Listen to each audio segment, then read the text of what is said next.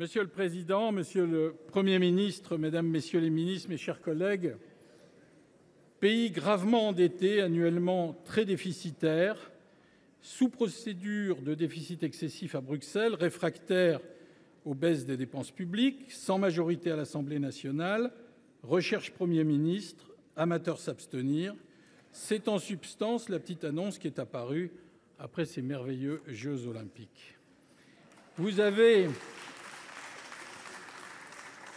Vous avez, monsieur le Premier ministre, accepté cette mission, je vous en félicite. C'est militaire, c'est gaullien, c'est de la haute montagne. Vous êtes parvenu à rassembler un gouvernement aussi large que possible. À nos yeux, il aurait pu être étoffé davantage encore si vous ne vous étiez heurté à gauche et à l'extrême gauche au dogmatisme, au verrouillage et à la stratégie du chaos. Il s'agit. Le président Kanner vient de parler d'un monde imaginaire. Je crois que le nouveau Front populaire, c'est un peu la collection Harlequin, un monde de rêve avec une première ministre imaginaire. Je le regrette. Je le regrette car il existe une gauche de gouvernement dont les femmes et les hommes auraient pu être utiles au pays dans cette difficile période. En revanche, je ne peux que saluer le retour en grâce du Sénat à mon tour. Son talent semble enfin avoir été redécouvert. Depuis 2017, nous étions assignés à résidence. 10 des nôtres, issus de 4 groupes différents, sont aujourd'hui à vos côtés. Aujourd'hui, le Sénat is back, comme on dit en bon savoyard. Votre responsabilité, notre responsabilité, sont à la hauteur de la situation, c'est-à-dire lourdes. Il y a quasiment une obligation de résultat. De mauvais esprits spéculent sur la capacité de ce gouvernement à durer. Mais y a-t-il une alternative ? À droite, 142 députés ne peuvent trouver aucun allié. À gauche, la volonté de Jean-Luc Mélenchon, suivie par Olivier Faure, consiste à appliquer le programme, tout le programme, rien que le programme du nouveau Front populaire, et bloque toute possibilité. Votre gouvernement est à l'image du socle parlementaire qui a permis l'élection de la présidente de l'Assemblée nationale. Au moins cette élection a prouvé qu'une majorité, même relative, pouvait s'y dégager. C'est ce socle que votre gouvernement représente aujourd'hui dans sa diversité. Maintenant, pour chaque texte, il va falloir rééditer l'exploit. Car la base parlementaire sur laquelle votre action peut s'appuyer n'est pas intangible, c'est un euphémisme. Elle peut s'effriter selon l'approche que l'on adopte sur tel ou tel sujet, ou éventuellement s'étoffer. La conséquence immédiate de la nouvelle donne est que le barycentre de la vie politique s'est déplacé vers le Parlement et singulièrement vers le Sénat. Cela doit également nous inciter à légiférer mieux, à légiférer juste, mais aussi à légiférer moins. Légiférer mieux et juste implique, comme vous le pointiez du doigt, de définir une nouvelle méthode d'action. Cette méthode, nous la verrions bien se décliner en 3 volets. D'abord, pour éviter la paralysie, le Parlement devrait être associé avec ses commissions le plus en amont possible à l'élaboration de la loi. Ensuite, nous ne pourrons pas non plus aboutir sans faire confiance aux partenaires sociaux, vous l'avez dit tout à l'heure, sans les replacer eux aussi au centre des échanges. Et enfin, comme vous l'avez souligné, il faut davantage associer le Parlement aux travaux européens. Plus de collaboration et d'articulation en amont pour éviter de découvrir ce que l'Union européenne a fait au moment des transpositions et surtout pour éviter les surtranspositions. Une suggestion, l'analyse du droit communautaire existant et en gestation pourrait être une formalité substantielle dans l'exposé des motifs des projets et des propositions de loi. La méthode doit évoluer, mais les institutions aussi. À ce sujet, nous ne pouvons que nous réjouir de votre ouverture sur la proportionnelle. Nous y sommes historiquement attachés dans le cadre d'un scrutin plutôt départemental et à condition de revenir à un cumul raisonné des mandats pour que des élus d'exécutifs locaux puissent s'engager. Il faudrait aussi légiférer moins. On n'a rien inventé de mieux qu'une majorité difficile contre la surproduction législative. En fait, beaucoup peut être fait sans passer par la loi, en appliquant les textes déjà votés et les règlements existants. Notre pays ne serait déjà plus tout à fait le même. Pour mémoire, c'est ce que l'on a fait avec France Services, dont vous citiez l'exemple à l'Assemblée hier. En réponse à la crise des Gilets jaunes, il n'y a pas eu besoin de loi nouvelle pour créer ce réseau qui a permis de rapprocher les services publics des usagers. De même, pas besoin de loi nouvelle pour lutter contre la fraude sociale et fiscale. Pas besoin de loi nouvelle non plus pour obtenir des États tiers plus de laissez-passer consulaires nécessaires à l'exécution des OQTF. Pas besoin de loi nouvelle encore pour favoriser le dialogue social et prévenir autant que faire se peut les grèves et les conflits sociaux. Sur le fond, les attentes de nos concitoyens sont pressantes et immenses. Pour autant, elles sont souvent très contradictoires.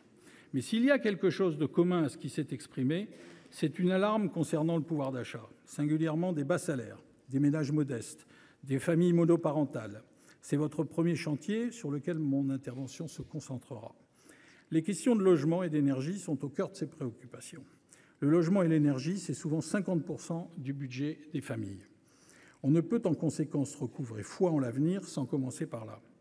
Nous savons à quel point votre ministre du Logement, jusqu'à il y a peu membre de notre groupe, est déterminée dans sa mission. D'ailleurs, elle s'est également occupée du ZAN et tous ceux qui ont eu affaire à elle dans les administrations sont aujourd'hui en cure de repos. Par ailleurs, il faut être très prudent. Par ailleurs, maîtriser notre énergie suppose une stratégie de long terme, en adéquation avec nos objectifs climatiques. Une loi de programmation énergétique aurait dû être adoptée depuis 1 an. Il nous faut rattraper ce retard au plus vite. Nous partageons votre engagement environnemental, mais l'écologie efficace doit être réaliste et permettre à chacun de s'adapter à la transition. C'est dans ce sens que nous nous réjouissons de l'aménagement de certains dispositifs tels que le ZAN ou la DPE que vous avez signalé il y a un instant. Parmi les préoccupations sociales de nos concitoyens figure aussi la prise en charge de la dépendance, toujours reportée et toujours plus urgente que jamais par une démographie en berne. Ces objectifs sociaux ne peuvent pas rentrer en contradiction avec l'impératif vital de redresser nos comptes publics. Toute la difficulté est de les articuler, bien sûr. À ce sujet, seul un discours de vérité contribuera à sortir de l'ornière. Le déficit doit être résorbé et il est impératif de réduire la dépense publique. L'année dernière, le Sénat avait proposé une série de mesures générant 7 milliards d'euros d'économies. Ces propositions demeurent valables. Toutefois, nous n'avons jamais été hostiles à conjuguer économies et recettes nouvelles, car nous savons que les économies ne suffiront pas. Nous pouvons par exemple revoir le niveau de la flat tax, ou taxer les rachats d'actions, ou encore les superprofits, comme nous l'avions déjà proposé par le passé ici. Permettez-moi maintenant d'élargir mon propos, car le besoin de justice et le mécontentement prévalent aussi dans nos campagnes. Les agriculteurs ne se satisferont pas longtemps du statu quo après le mouvement de février, où plus largement le sentiment d'abandon prédomine. Nous savons que votre gouvernement en a profondément conscience, comme les orateurs précédents qui viennent de se succéder. Faire aboutir le projet de loi d'orientation pour la souveraineté agricole, comme vous vous y êtes engagé, est donc une priorité que nous soutiendrons bien sûr. Merci, Monsieur le Premier ministre, d'avoir fait allusion au maintien des services publics territoriaux et en particulier à la présence postale qui est importante. Colère encore de nos concitoyens quotidiennement confrontés aux incivilités et à la délinquance des mineurs, une réponse aux émeutes de l'été 2023 doit enfin être apportée. Les propositions sur la comparution immédiate des mineurs en font partie. Il faut agir vite pour enrayer le sentiment d'impunité qui gangrène la société. Nous voulons des réponses pénales rapides, certaines et dissuasives. La colère gronde aussi, vous l'avez dit, dans les Outre-mer, en Nouvelle-Calédonie, à Mayotte et aux Antilles. Il y a urgence à apporter des solutions. Il y a urgence aussi à réouvrir le dialogue avec nos concitoyens et la collectivité de Corse. Il faut retourner au plus vite à la table des négociations et là encore s'entendre sur une méthode pour avancer et pourquoi pas, si on est optimiste, conclure. Enfin, comment ne pas dire un mot de la situation internationale? Vous l'avez fait. Nous allons célébrer la semaine prochaine le triste anniversaire du 7 octobre. J'ai à ce moment, moi aussi, une pensée pour les otages et en particulier nos 2 concitoyens français toujours retenus. Enfin, entre le risque d'embrasement au Proche-Orient, l'enlisement en Ukraine, la menace chinoise sur Taïwan, le drame du Soudan, jamais les tensions n'ont jamais été aussi vives depuis plus de 60 ans. Sans se bercer d'illusions sur notre capacité d'influence, la France doit mobiliser ses ressources pour tenter de les apaiser. En conclusion, Monsieur le Premier ministre, j'ai la conviction que nous ne reprendrons en main notre destin que dans le cadre européen. Nombre de sujets brûlants, à commencer par l'immigration, où la politique, vous l'aurez compris, Monsieur le Premier ministre, la politique méditerranéenne, doivent être replacées dans une perspective européenne. de même que tous les grands enjeux d'avenir, car l'urgence de la situation ne doit pas nous les faire perdre de vue. Ces objectifs ont récemment été rappelés par le rapport Draghi. Il s'agit de combler le retard technologique, d'articuler décarbonation et compétitivité et de renforcer notre souveraineté en réduisant nos dépendances.